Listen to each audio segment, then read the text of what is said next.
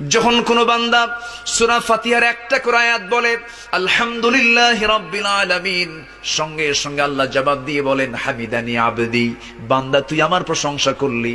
আর রহমানির রহিম যখন বলে আল্লাহ বলেন আসনা আলাইয়া আবদি।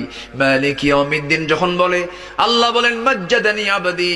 এরপরে যখন বলে ইয়াকা না'বুদু ওয়া ইয়াকা নাস্তাঈন পর্যন্ত যখন বলে আল্লাহ বলেন বান্দারে তুই আমার কাছে কি চাস, প্রাণ খুলে চারে বান্দা।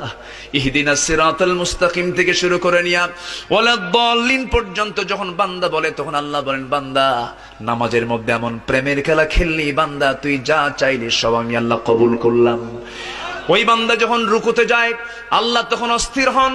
ওই বান্দা যখন সিজদায় যাওয়ার জন্য প্রস্তুতি নাই, সমস্ত ফেরেশতাকে ডাক দিয়ে বলেন ও ফেরেশতারা, এই বান্দাগুলো আমাকে দেখলো না, রাসূলকে দেখলো না, কোরআনকে দেখে হাদিসকে বিশ্বাস করে আমাকে খুশি করার জন্য তার সবচেয়ে সম্মানজনক জায়গা সিজদা আমাকে দেওয়ার জন্য, আমার তার মস্তক আমাকে দেওয়ার জন্য কিভাবে সঁপিয়ে দিচ্ছে। ও বান্দা, ওই ফেরেশতারা তোরা সাক্ষী থাক, এই সমস্ত বান্দার জন্য সকল জাহান্নামের দরজা বন্ধ করে 8টা